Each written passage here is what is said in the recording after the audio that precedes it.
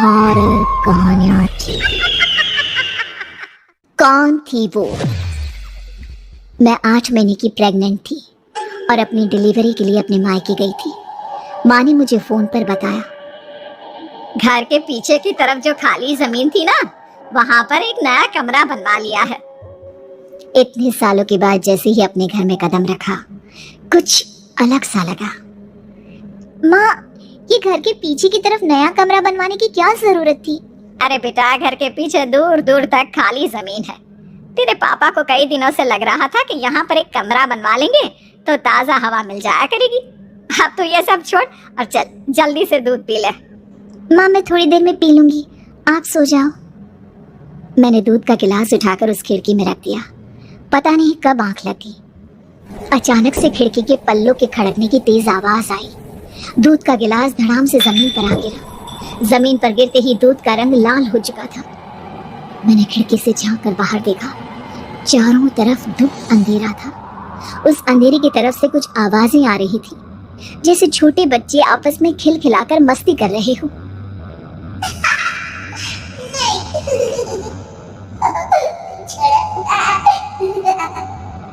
इतनी रात को इतने घनघोर अंधेरे में बच्चों की आवाज कैसे आ रही है? घड़ी में वक्त देखा तो ठीक 12 बजे थे। देखकर मैं सन्न रह गई। बुरी आत्मा और भूतों की कई कहानियां मैं सुन चुकी थी। वक्त भी कुछ ऐसा ही था। ऊपर से मैं प्रेग्नेंट। सुना था कि ऐसे वक्त में अक्सर बुरी आत्माएं औरतों का पीछा करती है, तो क्या मेरे पीछे भी? पसीने से तरबतर बड़ी मुश्किल से, जैसे कांपते हाथों से मैंने उस खिड़की को बंद किया। जल्दी से जल्दी उस कमरे से बाहर निकलकर माँ के पास जाने के बारे में सोचा, लेकिन जैसे ही दरवाजे की तरफ पलटी, लगा कोई साया हवा की स्पीड से दरवाजे के सामने से गुजर गया। मेरे गले में अटक कर रह गई। मैं जोर से चीख कर माँ को बुलाना चाहती थी, लेकिन वो आवाज खुद मेरे कानों तक नहीं पहुंच पा रही थी। तो माँ तक कैसे पहुंचती?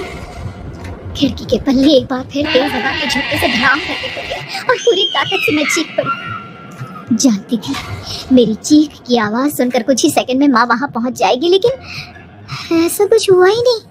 मेरा कलेजा डर के मारे फटा जा रहा था। आखिर माँ ने मेरी आवाज क्यों नहीं सुनी? इतनी गहरी नींद में तो माँ कभी नहीं सोती। ठीक पीछे खुली हुई वो खिड़की। मुझ में इतनी ताकत नहीं बची थी कि मैं पलटकर उस तरफ देख भी सकूं।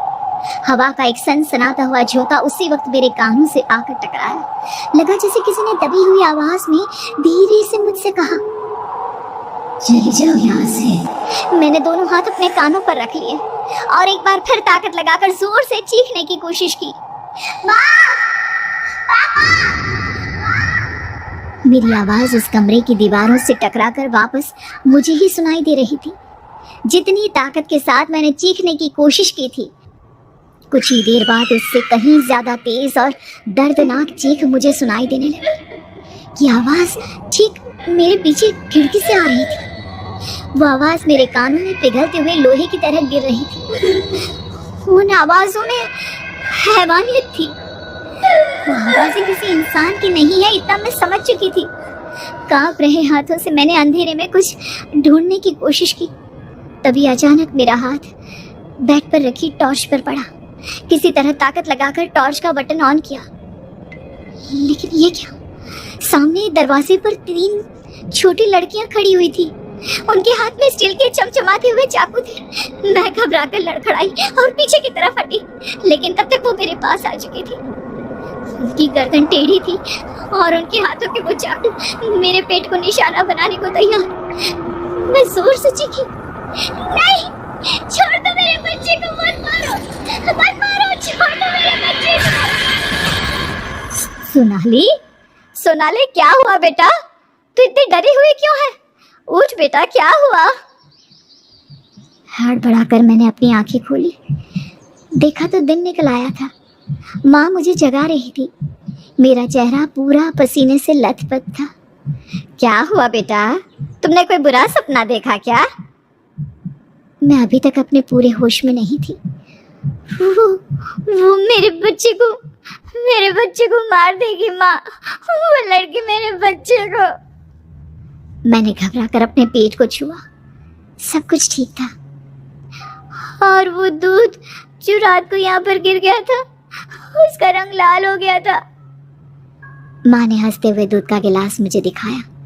तुमने दूध पिया ही नहीं, पूरा का पूरा ऐसे ही रखा हुआ है। तुमसे कहा था ना सोनाली, सेहत के लिए लापरवाही ठीक नहीं बेटा। लेकिन मैंने तो सब कुछ अपनी खुली आंखों से देखा था। ये सपना कैसे हो सकता है?